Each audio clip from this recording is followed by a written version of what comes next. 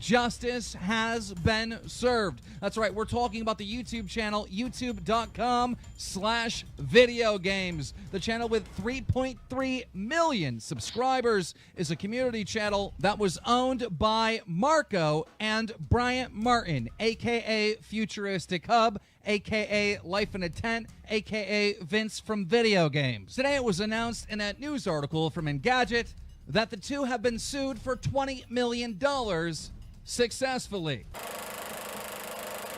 That clock keeps ticking like a metronome, and my thoughts keep telling me to get me home. No slow mode. I want to freak it out. That's what I want. Just let me Come on. Clock keeps ticking like a metronome, and my thoughts keep telling me to get me home. Get to work, mods. Telling me to let me oh, just let me That clock keeps ticking like a metronome, and my thoughts keep telling me I'm ready. to get me home, and my balls keep telling me Got to the let fuel? me Fuck all that shit. Just Time to let me roll. go. Broadcasting live from the heart of Europe. This is the most badass YouTube broadcast in all the known land. Ladies and gentlemen, I am Tommy C, and this is Shot from the Point. I'm here with BrandonTalks, YouTube entrepreneur. Is that a fair thing to call you? Failed YouTube entrepreneur. That's Failed YouTube entrepreneur. I don't know about that, but we're getting all that stuff. But this story goes back to the day that, at least personally for me, that I was announced. I remember when Keem, it was a really big deal. Keem announced Clown and I for being his new podcast, which just has legendary status on the platform, and this guy, Futuristic Hub, starts spamming me in, like, I have no idea who he is. I don't know anything about this world. I really got kind of kicked dragging. I was doing a hockey show. I got kicked, was crying and screaming into YouTube drama, and he's saying the most effed up stuff. I'm like, I guess this is the way it's gonna be. That, like, he was my first introduction, and all I was just a guy trying to make an extra buck, And if somebody wanted me to podcast to do it, I'm more than happy to do it. It was like a dream come true. So this guy goes after me, and then when Baited breaks up, he sends me a bunch of death threats. It's funny.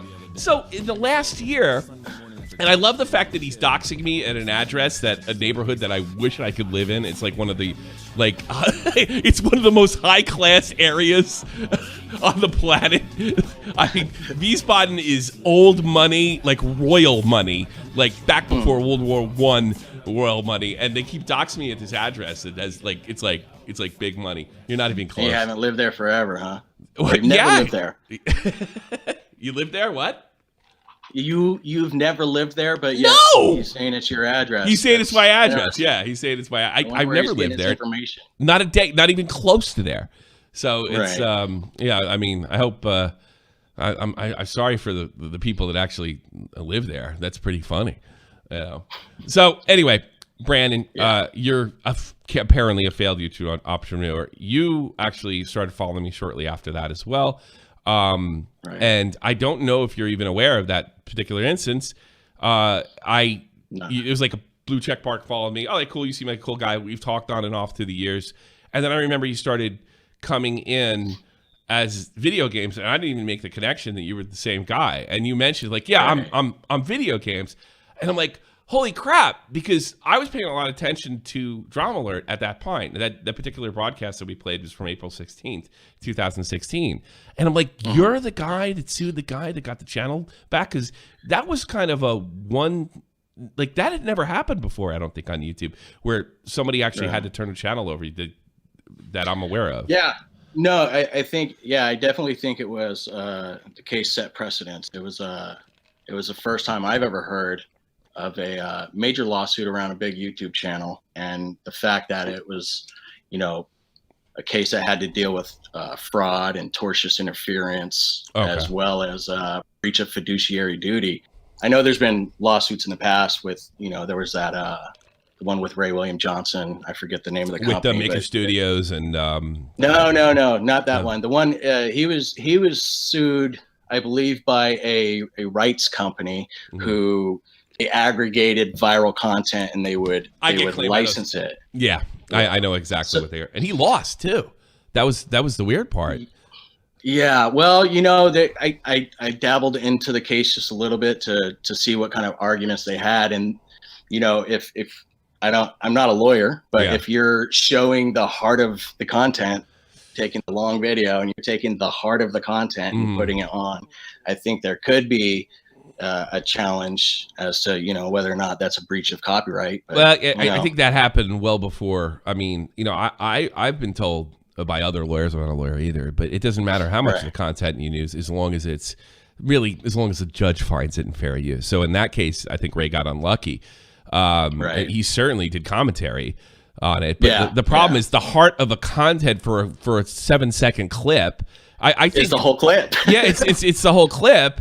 But it makes it kind of rough. But I think it was before the precedent of the H3 lawsuit, and I think that's where he got unlucky. I think he would have been in really good shape had that not happened. And fair use wasn't talked about as freely and openly and used as a defense as it was in 2016 and beyond. I don't think people use that as the conversation is definitely more out there. I think more people are aware of it. I think there's with the news, when the news gets sued, I'm sure they use the fair use defense often as well. As far as the YouTube community, everybody's been talking about fair use, but no one's ever really challenged it until these a couple of lawsuits. So it's definitely going in the right direction. I think it really just comes down to whatever judge, how the judge views the law, which is not necessarily a great law. If that's the case, it's got to be more clear cut. Or a jury. Or something. Yeah, that's true. I don't know if Ray saw a jury or a judge oversaw it. But getting before that, I want to get to you because we share some things in common. We're both veterans, which was kind of weird to find out because I don't know too many veterans other than people that are using their military career. Like I know there's a guy on Facebook that he's an ex-drill sergeant. He's managed to transition to a social media career. There's not too many guys like us that take the uniform off completely, so to speak, and go on. So so you go into the Army and then you come out, and then what happens with social media?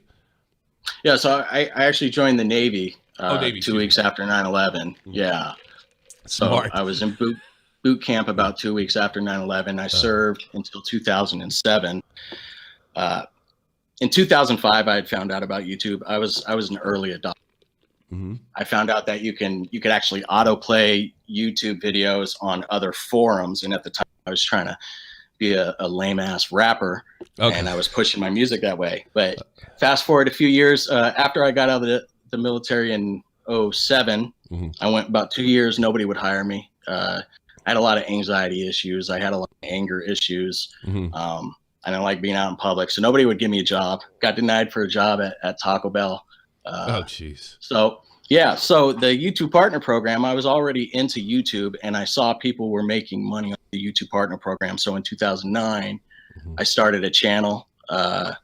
It had some success. It was, not my proudest moment, but what was it? I did that. It was a channel where I wore that mask. I would speed up my voice. I'd speed it up, and I would just troll. Okay. And it went from making quality content to, I don't know, later in 2009, where I realized that, hey, if I talk about big viral subjects, I'll get the views. So it turned into me kind of exploiting tragedy and horrible situations. Really? Where I would act. Oh yeah, dude. It was a shitty thing. I did that. Keemstar didn't come after you? What's for doing that kind of stuff. Keemstars went after people like that before, but that's pre-YouTube news, I guess, right? Unfortunately, and I'll wear this badge of shame, I was probably one of the first ones to start it. Okay. It was, and a lot of people kind of mimicked that, and I did it for about a year, and when I first started doing it, I would come up with reasons why. Oh, it's fine. They're famous. Nobody. You're just making news. You're just doing news. I would convince myself, but then, it started to wear on me like, hey, dude, no, you're kind of being a scumbag. So I killed the channel. I regrouped my brain. I had a lot of shit I was going through, anxiety-wise, and So I had to really figure myself out, and I switched over to my friend Pedro. Hooked me up with a content with somebody at YouTube that gave me content ID, and they gave me a CMS, which is pretty much it let me start a multi-channel network. Okay. And I hit that hard. I started using what I used the tricks that I learned from making shitty content, and I tried to apply it to those who actually had real talent, and blew up the network. But right around the time that I was starting that network, I would say it was probably about a year into it. I'd already knew Brian from 2009, just because he was kind of making troll videos and stuff like that. I didn't really work with him until. So let me go back to 2012. I had already sold my company to Maker Studios, and I think at the time I was an executive with Maker Studios, and Marco Princip, who I forget the original channel he had. It was a tech review channel, and he also had a channel called Team Noble. And back then, it was real easy to network with creators and work with people. And because at the time where my head was, just the way I worked on YouTube was I would find, I guess, not necessarily exploits, but the easiest way to get engagement with the lack of quality. So when I found Marco and he said, hey, I'm going to start this video games channel. I really think it will blow up. I was one of the first investors. In fact, I was the first investor. I gave him $1,500. I told him I'd help him with the channel. And this was in 2012. At the end of 2012, when I hadn't been paid a single dollar, part of the agreement was I'd be 30% owner of the video games channel. I would get 30% of the gross revenue. And as I was aware, Ty Moss, who is Ty's iPhone help, and Ty Moss now, he's another old school YouTuber. He had 30%. Gotcha. And then towards the end of 2012, right towards the end, it turned into one of those things where, if somebody owes you money and you're like, hey, dude, like, when are you going to pay me? Oh, I'll pay you next week. I promise. I just had something come up. I'll get something, blah, blah, blah, blah, blah, whoop-de-woo. And then a week would go by, day would come. Hey, Brandon, sorry, I'm on my way to the bank right now. Okay, I'm at Chase. I'm in line. I'll send it to you in 10 minutes. And then he would ghost me for like a week. And it turned into that for several months. And then at late 2012, he tells me, hey, Brandon, this kid stole the channel. And from what I understand, a kid that he was using to run the channel, optimize the channel. I don't know if he wants to be publicly identified, so we'll just say he was a brilliant kid. He was helping run the channel and helped it blow up the way it did. And then I guess he didn't get his money because he took the channel and bounced.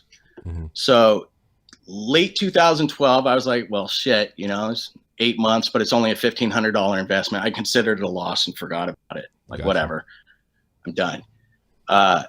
Well, fast forward to 2014. So about a year and a few months go by. And that's when I know that's when the lawsuit takes place, because I don't think a lot of people know this thing goes all the way back to 2014 when this becomes litigated, right, if I'm not correctly. Yeah. So, okay. Fast forward to then.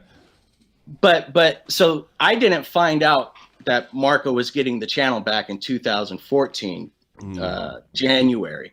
But before that, a few months before, as I have to be careful how I word this because I obviously don't want to misremember things. As I recall, Brian Martin had reached out to Marco sometime in 2013 and said, "Hey, I heard this kid stole your channel. He's had it for like a year. I'll hire a lawyer for you, and we'll go sue that kid and get the channel back." No shit. Yeah. And from what I understand, they had an agreement where unilaterally, might I add, they had Marco made an agreement with him that he would give him half of the video games channel. Okay. After me and Ty Moss had already signed a contract and made our investment, didn't get a return on our investment, but we already did all that. He goes and mind you, I would have helped. I've offered help to sue and get the channel back several times. Oh no, I don't want to go get it, Brandon. That's not even a part of my life anymore. I've forgotten about it. I've moved on. So I'm like, whatever. He's moved on. He doesn't want to sue. He doesn't want to sue. Yeah. Well, a year or so later, Brian comes in, does that arrangement. They sue, and they don't just sue the kid. They sue his entire fucking family, and drag them into this, and try to. I don't know all the details, but I know that there was a settlement in which Marco got the video games channel back, but they would have to pay, and I can't recall this. They owed a lot of money to the kid's family. Okay. I don't want to say how much. I know it was a settlement arrangement that they made that they never paid. Gotcha. Even after the settlement and got the channel back, it was like, you know what? And I don't mean to mock Marco, but it just the cavalier attitude he had was like, oh, well, fuck you, your kid stole our channel, blah, blah, So it was just kind of the way they handled it was pretty unprofessional. It's typical of YouTubers. Unprofessional. Yeah. I notice this with young people coming in a lot of money. I've talked about it with Leafy before. It all of a sudden, the rules don't apply to you. When you become a social media star, and these kids start acting like worse than the most crooked corporate types ever. Like even crooked corporate types pay their debts and pay their agreements. They might try to screw you out of percentage, but they're not. Once the percentage is settled, they're going to pay. But there does seem to be this dopamine effect that when you get big, and I'm not saying I'm above it. I've done some, started thinking I was much more important. And as you're seeing in the chat, the biggest problem Brian seems to have, he's a lot more valuable to this earth than he actually is.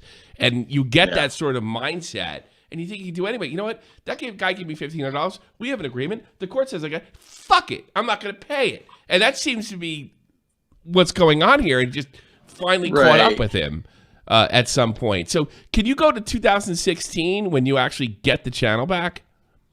Yeah. So we end up going through, I'll speed up the process. Once I found out that Marco actually got the channel back, there was a lot of back and forth saying, hey, I want my ownership. I want my shares. And, I interacted with Brian a lot. Brian was like, oh, you don't have a contract. That contract's void. This is, went through a whole thing where he pretty much denied our rights, mine and Ty's rights. So in August of 2014, Ty Moss filed a lawsuit.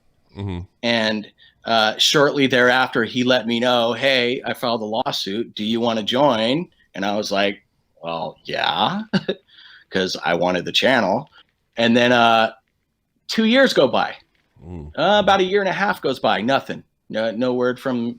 There's some back and forth with the attorneys asking for, documents. There is a deposition. There were depositions in 2015. Pretty much, deny, evade, lie. Yeah. 2016, we go to court, and it played out like a movie. Like if anyone were to read the transcripts from that trial, it was just crazy. That you're talking 2016, not 2009. 2016. Yeah, okay. 2016. The video games trial lawsuit in federal court in Dallas, Texas. Yeah, it was a big story. I mean, that was one of the if 2016 wouldn't have been so packed with stories, like wild stuff happening and things they're happening even through Drama Alert, Keemstar, Leafy, Grade A, Under A. That would have been like one of the biggest stories of the entire year. And like you said before, it's unprecedented. So you get the channel back, all right? Right. We'll rewind a little bit.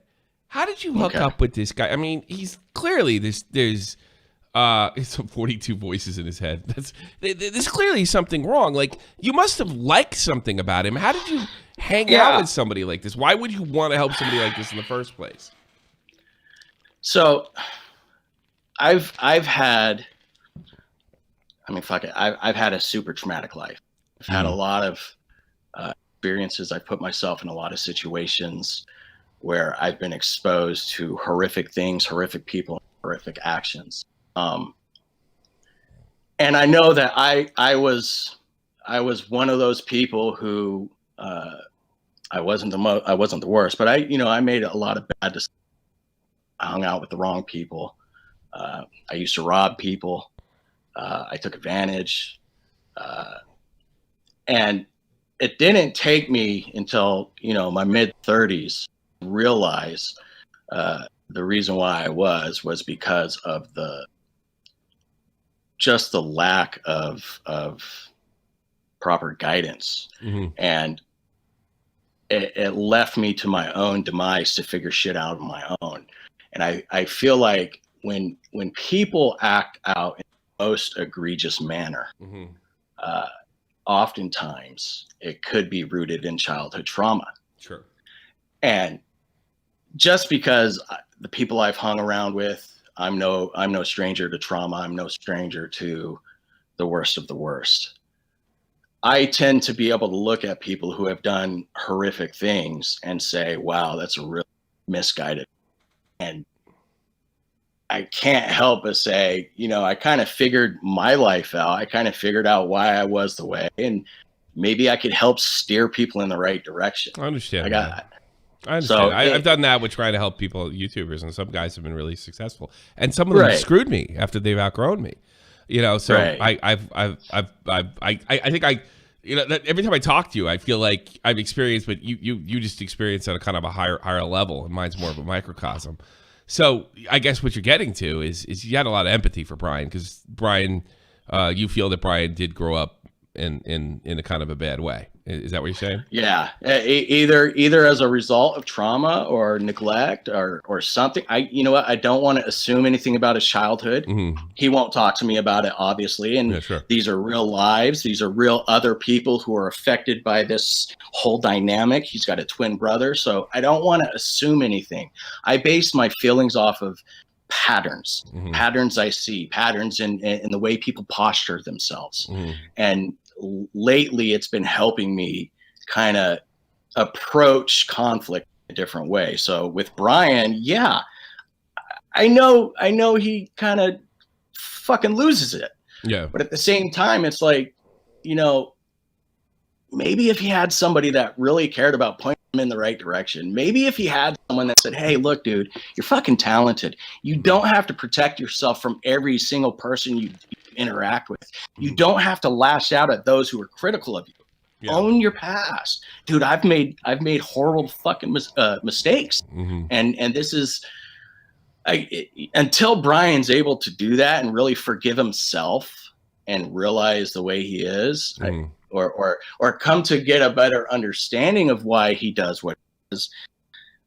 All I can do is just offer my hand and say, hey, dude, work with us. You know what I mean? Like. Yeah, I'm not going to see. You're a much better man than me. I think your problem is over empathy. You've suffered a lot. There are people in this world that are stone fucking evil, and I know like your situation where you were doing fucked up stuff, and some people never come to that realization because they're not capable. I think what you're dealing with is all people that do bad things are deep down good. I don't believe that. I think you're one of those people that didn't have the guidance. But there are some people, even if they have the guidance, they're still psychopaths. And I think your empathy probably more than likely got you in trouble in there because you saw something in Brian that you thought was a part of you. And I don't know. I don't think that's the case here. I think Brian's very, very different than you in a lot of ways. And I do want to establish, I didn't choose to work with Brian. I did. Okay. But what I was presented with was, here's an investment that you thought you lost. Yeah. You were lied to. Now it's back. Now here's another person involved saying, fuck you, you don't own shit. Yeah. And I'm like, well, how do I protect the investment? So I tried to work with them like, hey, let's work out a new deal. Let's work out something more beneficial. And then, so it wasn't like, he kind of forced his way in. They call that tortious interference. If you have a contract, if you have a contract with someone, with a company, and somebody comes in and is like, fuck that contract, I'm doing this, this is mine, we're doing this. Well, that's tortious interference, and you have the right to use the law to get them to stop. Get him to stop. Yeah. Okay. Yeah. So you get the channel back, but that's clearly not where the lawsuit ends. Brian goes on Right. to, I mean, I don't know. Like I know, I found it, somebody sent me a video 10 years ago, pushing 11 in October. Repsion had a big problem with this guy, though, when he was referred to his life as a life in intent. And this guy, I mean, I never picked a fight with him. I never made a video about him criticizing him or Yeah, anything. that's weird. And then he came at me.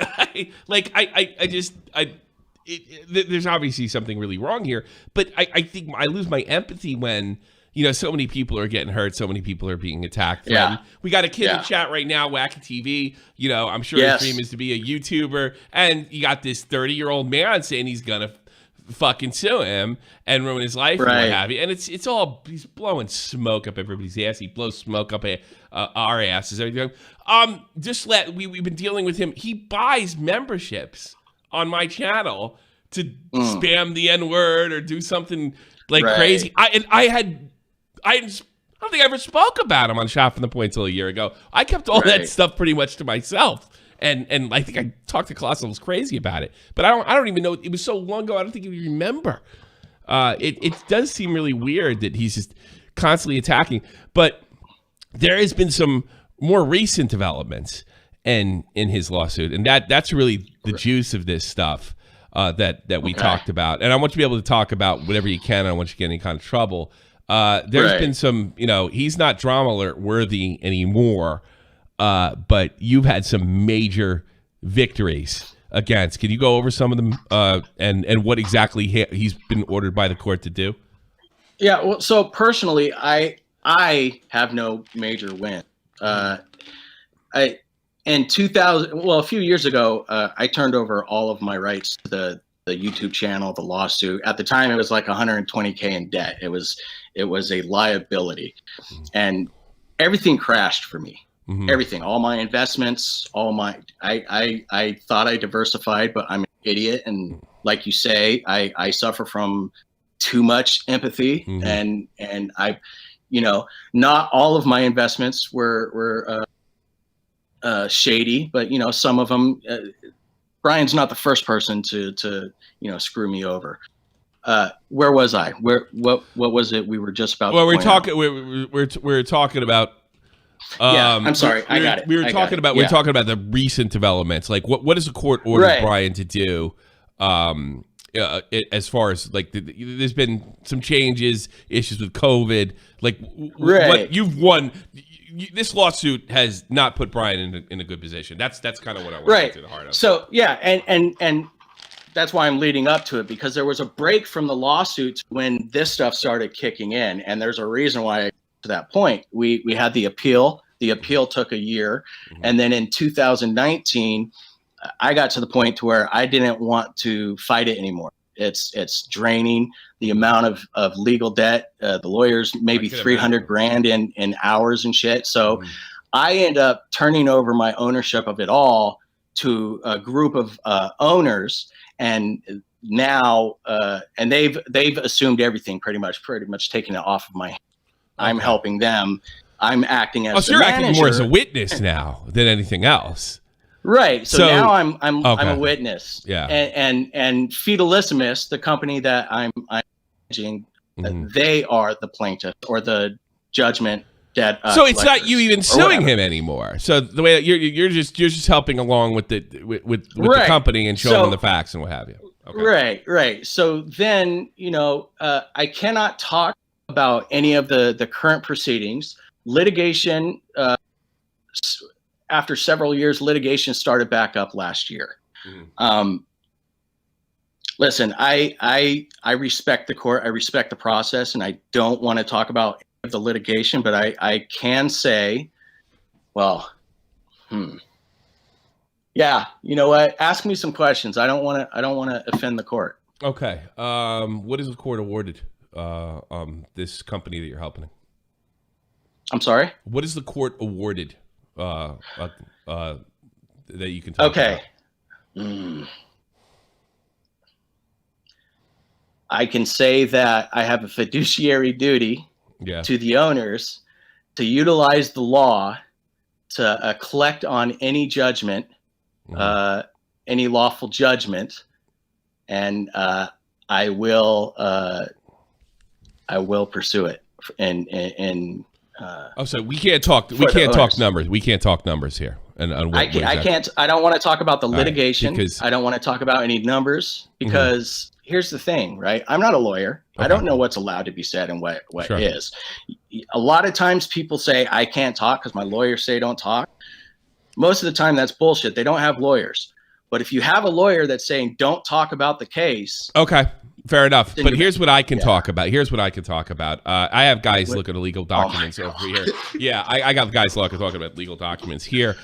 State of Texas, to any peace officer in the state of Texas, greetings. You are commanded to make an arrest of Brian D. Martin for safekeeping, and that you have and deliver Brian Martin to the Honorable Martin Hoffman of Dallas County, Texas, at the courthouse of 600 Commerce Street in Dallas, Texas. On the instainer, I don't know what the fuck that means, for the answer of Brian Martin, then there to be charged Brian Martin's failure to appear. So this is more of the pattern of, I'm fuck it, I'm not showing up, I'm above the law. As an order to do so by the court's charge of contempt for failure to comply with the court's orders, granting a motion to compel discovery from defendant. So you can't talk about this. So basically what the court's saying here is what you're asking for from him or what the company has been ordered, he won't do it. He won't even let them look into it. Failure to compel discovery from the defendant. Judgment debtor Brian Martin and the court's order compelling turnover of non-exempt property. Bail is established for the release of Brian Martin upon significant bond in the minimum amount of $500,000, $500,000, as ordered by the court, which means the amount the court finds reasonable as necessary to guarantee the personal appearance before the court. Can you elaborate on any of this and why it happened? Sure. When the court orders you to do something, anything, the judge says you are ordered to do this, and you don't do that, the judge can then, by law, demand that you appear in person and answer for yourself why you did not follow the order. And usually that is the time that the person, whoever has the order, can say, Your Honor, I didn't know. Here's proof. I didn't get notice. I'm sorry. Give me some more time. I'll figure it out. Well, I apologize. No disrespect to the courts. That's your time to plead as to why you should not be held in contempt.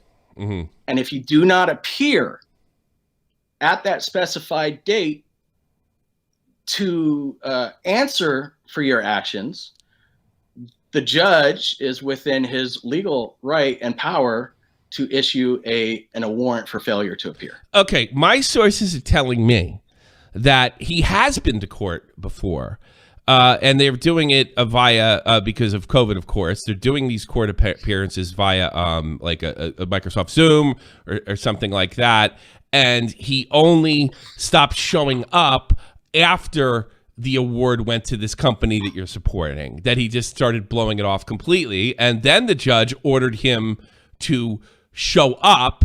And my sources tell me that he's actually living in Europe and he can't show up now. So he can't, because you can't get a flight back home. And now it's like he wouldn't show up for the Zoom call judgment. So to make it official, this is what my sources are telling me, make it official, they said you have to be in court, and knowing he couldn't show up for that, it's really just because you didn't show up for the Zoom call. Is that more or less accurate to what I'm hearing? I do not want to speak towards any of the pending motions or litigation, but what I can say is that I believe courts are resuming by Zoom because of COVID. But from what I understand, when you are ordered to appear in person, you are not ordered to appear by Zoom. You're ordered to appear in person to answer for that. Now, if let's say you're ordered to appear in court for something, and that day you decided a week before, well, I'm just going to leave the state and go hang out with my friend, and then the day before court you lose your plane ticket. Well, the judge is going to look at that and say, bullshit. No, it doesn't matter if it's bullshit or not. What matters is the law. Yeah. You have a default judgment. Mm-hmm. Now, obviously, the courts have the discretion to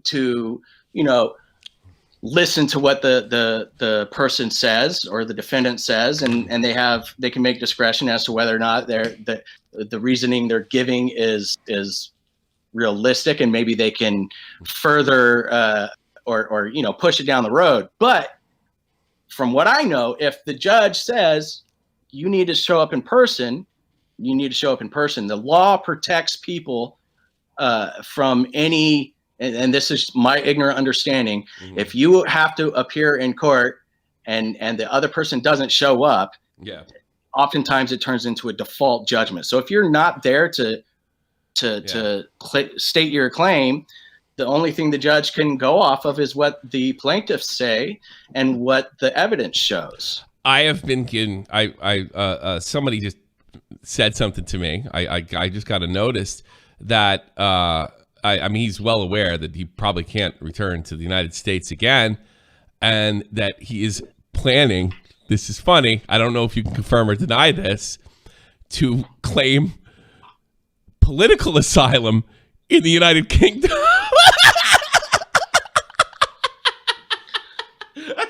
I'm sorry, that's fucking funny.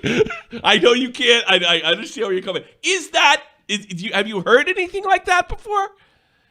It's interesting that somebody would flee the United States for political asylum. I mean, that's what I'm being told. Hey, I don't know. Yeah, that's you don't know. You can't comment. Hey, I'm sure the State Department and I'm sure the UK investigates. I'm pretty sure. It's not like it's a death penalty. Like I know stories like if somebody manages to plea during a death penalty case. I remember there was this murderer in Philadelphia, and he skipped to France, and he still lives in France if he's not dead already. During the early 70s, France would not send him back because he's facing a death penalty state, and they're morally opposed to that. And death penalty is illegal in the country of France. This is not something they're going to be like. They won't send you back to the States for. This is not something that's going to wash. He doesn't fit in any kind of a protected group. He doesn't fit any of the things that a normal person, like people that claim political asylum, are like coming from I don't know, like Kazakhstan and Africa and the Middle East, where that had people legitimate type of asylum. So if this rumor is true, it is comically laughable. It is about as funny as it how's gets. YouTube involved in politics? How is this a political thing? Yeah, I don't know. I don't know. Oh, I got Britpog in there too. Yeah, this is a circus act. Here's the thing. I could understand some of the responses and the action that he takes. And when you've lived a life of just protecting yourself from meeting your consequences or meeting the consequences of your actions, and it becomes ingrained, fight, deflect, fight, flight, flight. I mean, he's going to grab and pick at any straw that he could find. Maybe next year he's saying ISIS is chasing. I don't know. But he's basically going to go anywhere. Yeah. You know what? I honestly, I hope he just kind of just does the right thing. Yeah. Do the right thing. It seems like it'd be a lot more stressful, but he seems like he lives in a world of stress. So it probably doesn't seem that as crazy as it seems to you and me. It doesn't seem very abnormal. It's got to be bad for his heart. I mean, he looks older. He looks 10 years older than me, and he's only early 30s. And you know what's crazy? When I talk to people about him, they're like, "Oh, they expect me to talk shit about him," but like I'm sending them emails. Hey, bro, I heard you haven't slept. You should get some rest, dude. If you do the right thing, if you start to make a plan to do the right thing, you just be honest about your intentions, honest about what you've done, honest about what you want to do. It makes it easier to navigate through life, and people will respect you more, and people will be more apt to work with you again. If you have an established pattern of every single person you work with you, fall out, gone, threatened, harassed, boom. If every single or most or a lot of your relationships are like that, you should probably start looking within. It's not everybody out to get you. I don't think you really do. I can see it's coming through in this thing. I don't think some people aren't capable of looking, and the only thing he sees is win. The only thing is keep. And I think God, I think you're wasting your breath. I think this guy needs to be punished severely, regardless of any kind of mental illness. You know, well, I mean, this is wrong. Look, you saw the document that your friend sent you. Yeah. I am in no place to say what is justice and what can be justice. I can only trust that Karma is going to have her way. And if Karma is using me as the ship, or using Feudalissimus as the ship and Ty Moss as the ship, so be it.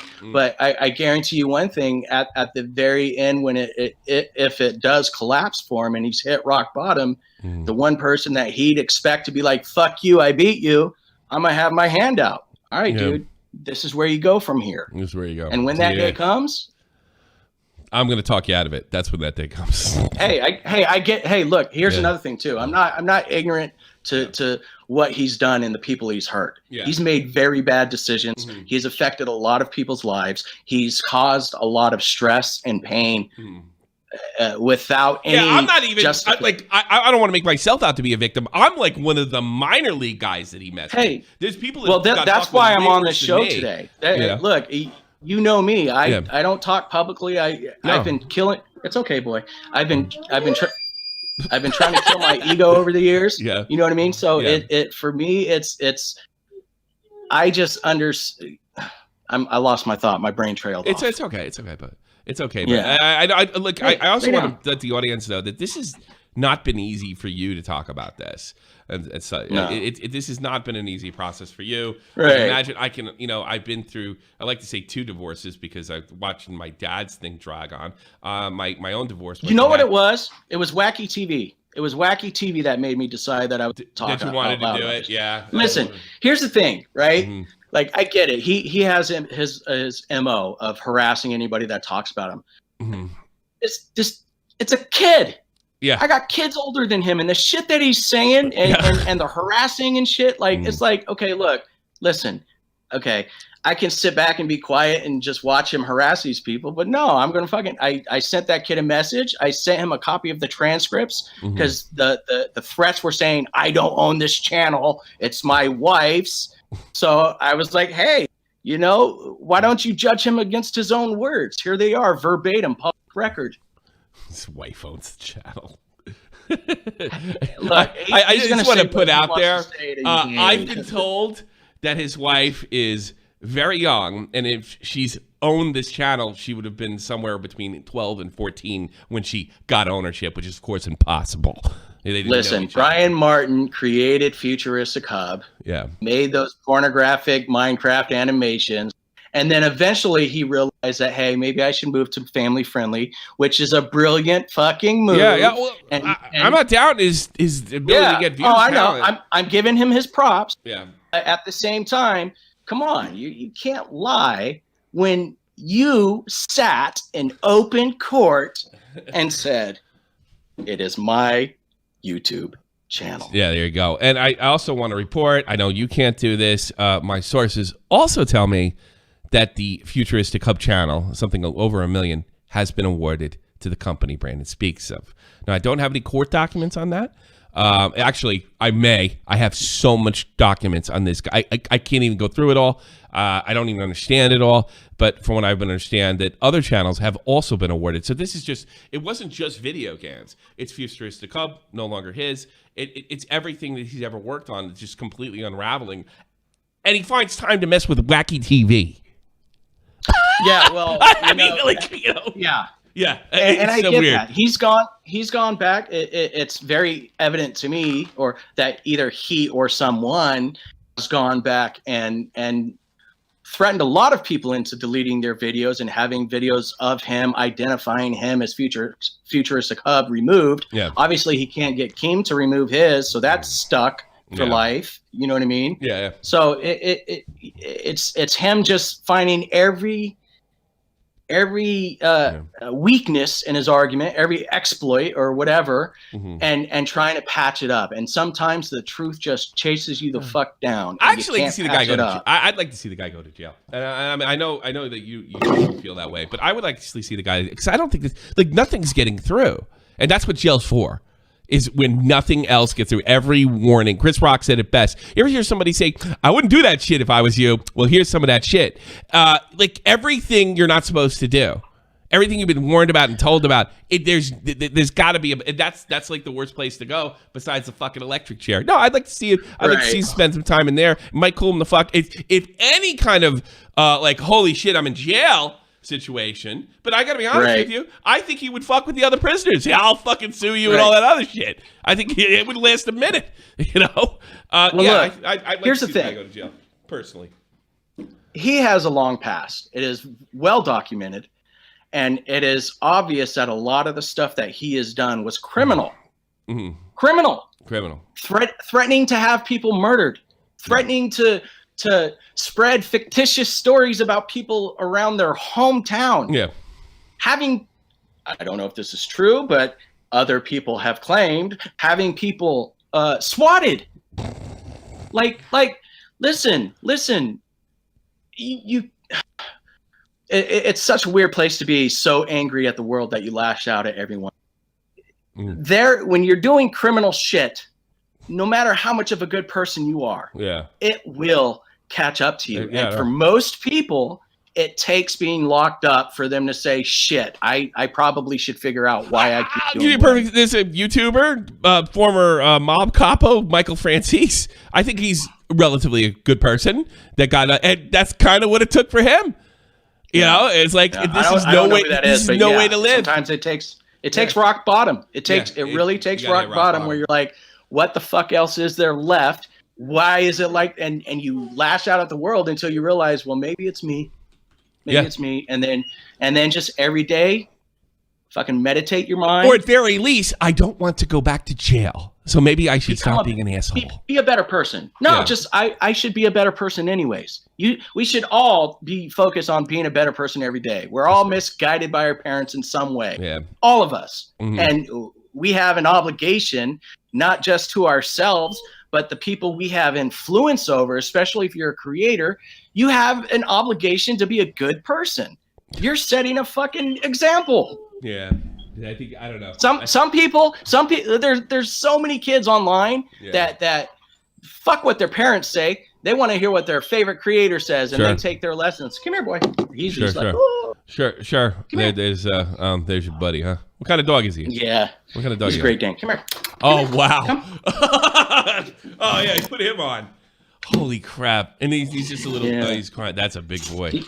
He's my service dog. He's my boy. You got a Great Dane for a service dog? Yeah, he's whining because he can sense my anxiety. Yeah, is that what it is? He's basically telling me cool out. He's like, Dad, what's going on? What's going on? He's basically telling you cool out. Yeah. All right, I think we got everything. I just want to talk. Do you have any future in YouTube, or you don't care much anymore, or something like that? So yeah, I used to have the channel. I turned it over to my kids. They're creating for that channel now. I do have my wait. You gave a 1 million sub channel to your kids? That's a story. So no, well, yeah. Here's the thing. I shat on you to my kids. Oh, okay. I shat on you. Okay. Right. Oh, okay. Video games belongs to Fetalissimus. Okay. So I gave my kids I shat on you. They changed it to Satire Daily. They make fake news. Okay. And I have my channel. I'm gonna do a podcast, but I don't need to advertise it. It's gonna tank. Nobody cares what I have to say. You'd be surprised. We'll put it out there. We'll put it YouTube, out there. YouTube.com/BrandonTalks. Get that out there. YouTube.com, Volt. I would really appreciate that, and then we'll definitely put that in future episodes, especially if you have a big one to get you out there. No. And maybe I can be a guest one day. I'd love to be on with you. I think that would be fun. Not talking about this kind of stuff. Maybe some some more interesting stuff like that. But yeah, and also you can get him on Brandon Talks on Twitter. And you know, but going back to what I was saying before, so you have no creative plans in the future? You're good with what you're doing now, and you know, this is behind you. I wouldn't blame you. Yeah, no. I've dumped the last few years. I've dumped myself into music. My daughter's passionate about music. She wants to be an artist. So I've learned music theory. I'm learning how to produce. Yeah. I'm going to help her with her career. And you're right, the guy. I'm just all about. I'm good. I'm all about helping my kids. All right. How old are your kids, if you don't mind? Between, you know. Yeah. So the oldest is 20. He'll be 21 this year. Oh, wow. And my youngest will be 15 this year. So you had kids in high school, just out of high school, I guess, right? Just out of high school. I plopped them out for back to back. Yeah, because I have a 12-year-old, you know, and a 5-year-old. Yeah. So that's awesome. What's that like? Because you're younger than I am. Like, what's that like having an adult child? Is that cool? Is it fun? Well, here's the thing. When I initially decided to have kids, I decided to do it young so I could retire by 40. It was purely selfish. Mm-hmm. I obviously didn't know what it meant to be a dad, so I just kind of threw these human lives out there. Mm-hmm. But, you know, being able to go through what I've gone through, and the kids to I'm good, boy. I'm good. Okay. Going through what I've gone through and them seeing the highest of highs. Because look, I was one of the biggest shareholders of Maker Studios. We sold that company for $700 million. Yeah, I know. We fucking nice. Bro. I had sports cars, fucking mansion in Chicago. Like I was. You did good, but I wasn't happy. Yeah. It was, bro. It's all bullshit, bro. Yeah, that crash made me focus on what really mattered to me, and what really mattered to me was my kids. And then it really started making me look at how I failed them, to where now that they're kind of old enough to be able to communicate with me as their own individual humans, we relate so well that I have an amazing relationship with my kids. They're not mad at you for anything else? Because I have the opposite problem. I actually sacrificed everything to stay in Germany to be there with my kids, and she's 12 now, and she's pissed off at me. I'm like the worst guy in the world right now. So, like, I failed them.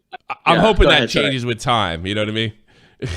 You know what? It will. Just be active and just make an effort just to be there whenever you can. For me, they're not mad because I didn't neglect them from love. I've always loved my kids. I grew up with the idea that, hey, you have kids, you provide a house, and you love them. That's it. That's it. Where I lacked was talking to them about their emotions, why they feel the way they do, resolving conflict the right way, instead of being like, because I'm the dad and you fucking do it. You know what I mean? Like that's where I failed them, because then when they get into their adult life, they don't know how to communicate with people. You know what I mean? They're just going by what so it creates, I don't know. It's interesting. I am happy though. I will say. I talked to you. You seem pretty upbeat to me. You know. Yeah. And I'm just constantly on edge. I don't know, man. I guess. And I don't have any advice for you in that area, but you know, look, you came over insurmountable odds. You went to the military at time of war. You came out and became a huge success story. Maybe you weren't the most talented guy, so to speak, but you knew how to cultivate other people's talent. And, you know, you were really in YouTube. Before anybody knew that YouTube was serious fucking business, you were at the top of that pyramid with Maker Studio. I mean, you could look back, and then you got right with your kids. Yeah. Successful. You're not even 40 years old yet, are you? Yeah. You know what? So I can't work. It's hard for me to really sit down and focus. I can't work because my brain trails off. But thankfully, I'm in a position where the government takes care of me for the rest of my life. Yeah. For, you know, if I ever get another spurt of luck and I make money, then so be it. But for now, you know, I'm content living how I am, trying to be mindful of the present moment and just focus on my kids, ensuring that they are propped up so they don't have to encounter the same. And guys don't realize that shit's fun. That's fun to get your kids going. People don't realize, like, oh God, it's kids, it's drag, it's whatever. No, it's like a blast. No, like I always tell it's if you have a good relationship with your kids, it is. It's a blast. I can see how it could be very tumultuous if the kids are like, they have their own idea of what they want to do, and the dad's like, "No, you're gonna fucking do." You know what I mean? Yeah, I could get that. I grew up with that to some extent. But when you have a real relationship with your kids, at least for me, it has made it fun in the later years. Yeah, for sure.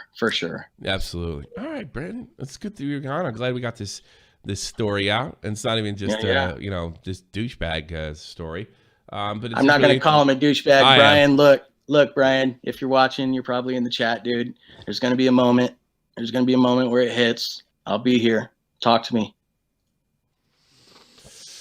I know. There he is. Hey, I get it. Yeah. I get it. I understand. I do me. Yeah, I got you. It's really difficult for me to, I don't know. I don't have a lot of good feelings for him. I worry about him. If he were to do that, I'd feel like he'd use you again. You know what I mean? Oh no. Hey, I'm hip to it. Like I'm hip. Like, you know what I'm saying? I've been through a lot, and I've learned a lot, and part of my growing as an adult is realizing you can't trust everyone. In fact, you probably shouldn't trust anybody. Yeah, you should judge them off their actions, but if you're going to put yourself around somebody that you think could have a negative impact, just be prepared for it. And you have to decide if it's worth it for you to put yourself through it. Me, yeah. Well, I have a fiduciary duty to Feudalissimus to make sure that they collect on a judgment. So while I'm here helping the company, I'm going to interact with Brian, and I'm always going to be polite. In mind, like it's not about money for you; it's about doing the right thing. Right. Right. Exactly. Absolutely. Yeah, it's about doing the right thing. So, and you got your shit together, you got everything good, but it's about doing the right thing. And I think, no, regardless of your empathy, your empathy doesn't extend to him not being held responsible, which I find people have, and it annoys the hell out of me.